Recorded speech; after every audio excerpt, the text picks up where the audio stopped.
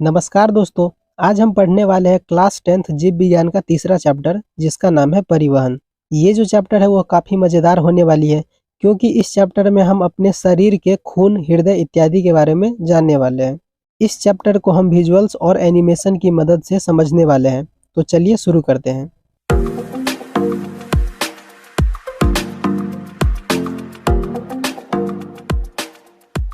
तो सबसे पहले हम ये जान लेते हैं कि परिवहन किसे कहते हैं। तो किसी पदार्थ का एक जगह से दूसरे जगह जाना वहन या परिवहन कहलाता है।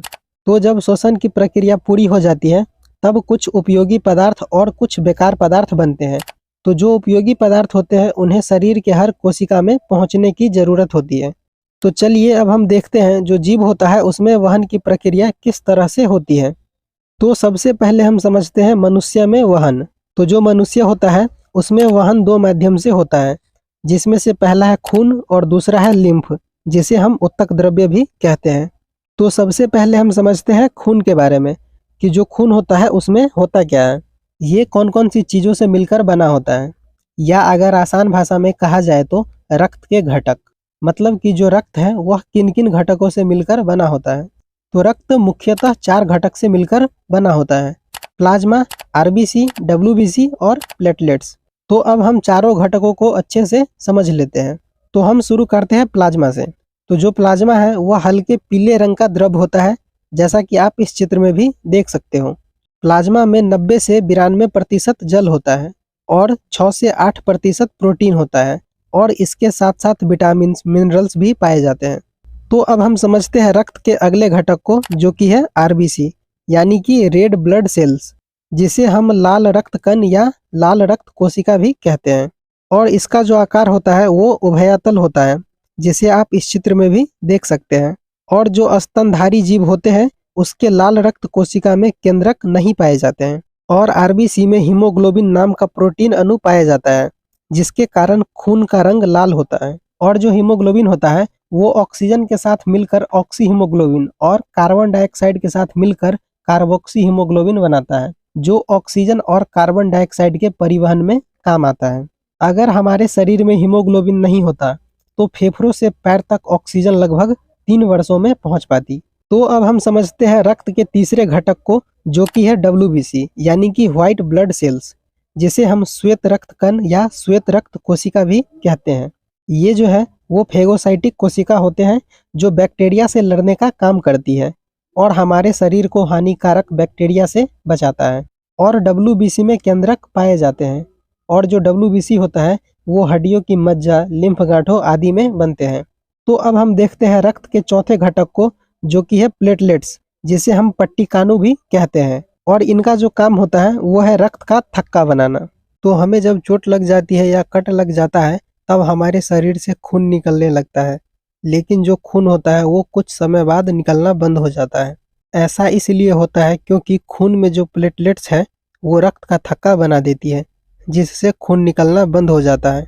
तो खून के बारे में हमने समझ लिया है और ये भी जान लिया है कि खून शरीर में बहता है, लेकिन जो खून है वो शरीर में अपने आप ही तो नहीं बहता होगा ना। तो शरीर में कोई ना कोई तो ऐसा अंग होता ही होगा जो खून को पूरे शरीर में पंप करता होगा, मतलब कि खून को पूरे शरीर में भेजता होगा। तो जो अंग पूरे शरीर में खून को पंप करता है वो है हृदय। तो जो हृदय है वो खून को रक्त वाहिका के द्वारा पूरे शरीर में भेजता है। तो चलिए अब हम हृदय को अच्छे से समझ लेते हैं। तो हृदय एक मांसपेशीय अंग है जो हृदय की मांसपेशी से बना होता है। हृदय की जो मांसपेशी है वो एक स्पेशल ऊतक है जो सिर्फ हृदय में मौजूद होता है। और जो हृदय होता है वो वक्ष गुहा यानी कि छाती के अंदर रहता है। ज़्यादातर लोगों को ये लगता है कि जो हृदय होता है वो वक्ष गुहा के बाईं ओर होता है, पर ऐसा नहीं है। जो हृदय होता है वो वक्ष गुहा के बीच में रहता है और थोड़ा सा बाईं ओर झुका रहता है। तो अब हम समझते हैं कि जो हृदय होता है उसके अंदर क्या क्या होता है। तो सबसे पहले आप इस चित्र को ध्यान से देखिए।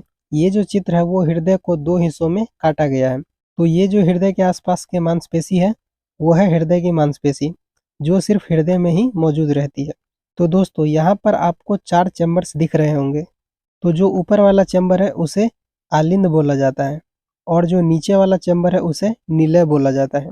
ये जो हृदय में ऊपर की साइड दाईं ओर जो चैम्बर है उसे दायां आलिंद कहा जाता है, और बाईं साइड जो चैम्बर है उसे बायां आलिंद कहा जाता है, और नीचे की साइड दाईं ओर जो चैम्बर है उसे दायां नीलय बोला जाता है, और बाईं ओर जो चैम्बर है उसे बायां नीलय बोला जाता है। तो दोस्तों यहाँ पर आपको एक परत दिख रही होगी, इस परत को सेप्टम कहा जाता है। ये जो सेप्टम है वो एक विभाजक का काम करती है। तो अब यहाँ पर आपके मन में एक सवाल आ रहा होगा कि सेप्टम कैसा विभाजक है। तो ये जो है वो है दायां आलिंद, और ये है दायां निलय।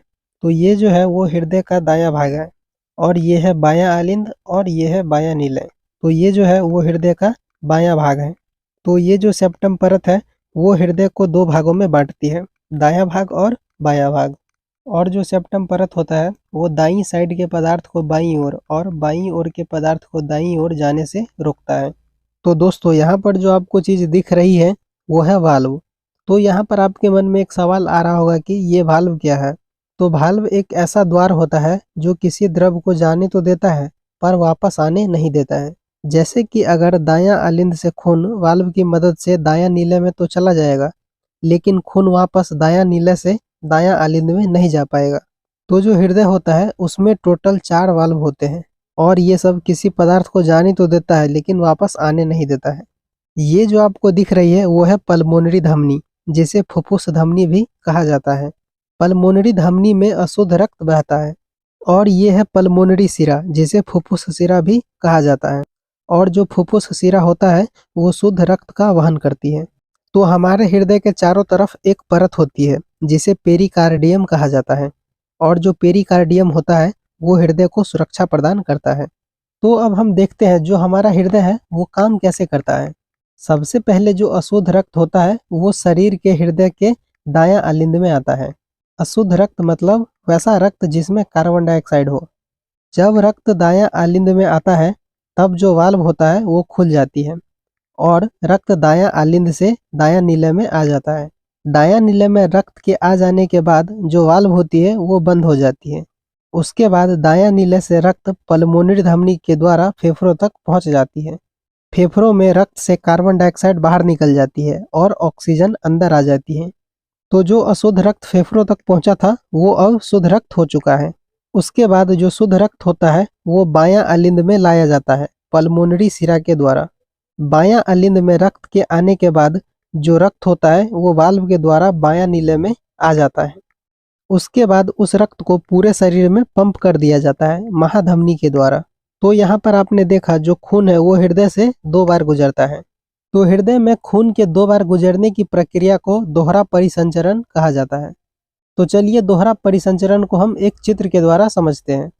तो ये आपको जो अंग दिख रहा है वो है फेफड़ा, जो कि अशुद्ध रक्त को शुद्ध रक्त में बदलता है। और आपको ये जो ब्लू रंग का पाइप जैसा चित्र दिख रहा है वो है पल्मोनरी धमनी, जो कि अशुद्ध रक्त को हृदय से फेफड़ों तक ले जाती है। और आपको ये जो लाल रंग की रक्त वाहिनी दिख रही है जो कि फेफड़ों से हृदय को जोड़ रही है, ये है पल्मोनरी सिरा, जो कि शुद्ध रक्त को फेफड़ों से हृदय तक लाती है। और ये वाली जो रक्त वाहिका आपको दिख रही है वो है महाधमनी, जो शुद्ध रक्त को हृदय से पूरे शरीर में भेजता है। और ये जो रक्त वाहिका आपको दिख रही है वो है महाशिरा, जो अशुद्ध रक्त को शरीर से हृदय तक लाती है। तो इसी तरह से हमारे शरीर में दोहरा परिसंचरण की प्रक्रिया चलती रहती है, और ये प्रक्रिया हमारे शरीर में बहुत फास्ट होती रहती है। तो अब हम समझते हैं रक्त वाहिका के बारे में। तो ये एक पाइप की तरह होती है जिनसे कि खून हमारे शरीर में बहता है। तो रक्त वाहिका 2 प्रकार के होते हैं, पहला धमनी और दूसरा सिरा। तो सबसे पहले हम समझते हैं धमनी को। तो धमनी एक मोटी और लचीली रक्त वाहिका है जो शुद्ध रक्त को हृदय से शरीर के विभिन्न अंगों तक ले जाती है। धमनी लाल रंग का होता है, और इसमें एक अपवाद भी है, पल्मोनरी धमनी। पल्मोनरी धमनी एक ऐसा धमनी है जिसमें अशुद्ध रक्त बहता है। तो चलिए अब हम समझते हैं दूसरे प्रकार के रक्त वाहिका को, जो कि है सिरा। तो सिरा एक पतली रक्त वाहिका है जो अशुद्ध रक्त को शरीर के विभिन्न अंगों से हृदय तक लाने का काम करती है, और ये ब्लू रंग के होते हैं। लेकिन जो सिरा है उसमें भी अपवाद होता है, जो कि है पल्मोनरी सिरा, जो कि एकमात्र ऐसा सिरा है जो शुद्ध रक्त का शरीर में वहन करती है। तो यहाँ पर रक्त का परिवहन खत्म होता है। तो अब हम समझते हैं हमारे शरीर में दूसरे परिवहन को, जो कि है लिम्फ, जिसे लसिका भी कहा जाता है। लिम्फ हल्के पीले रंग का द्रव होता है क्योंकि इसमें हीमोग्लोबिन नहीं होता है। तो चलिए अब हम देखते हैं जो लिम्फ होता है वो कैसे बनता है। तो जो लिम्फ होता है वो कोशिकाओं की दीवारों से छनकर निकले हुए आवश्यक पोषक पदार्थ होते हैं, जिसमें ल्यूकोसाइट कोशिकाएं, ऑक्सीजन, अमीनो अम्ल, लवण एवं हार्मोन होते हैं।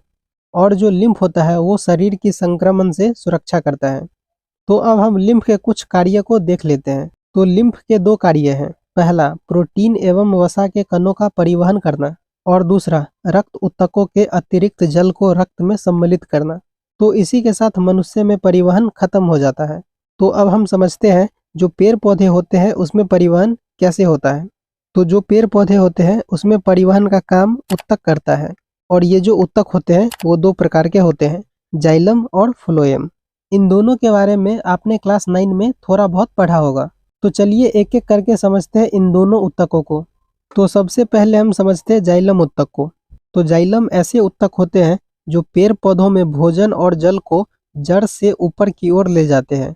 और जो जाइलम होता है वो सिर्फ एक दिशा में ही परिवहन करता है।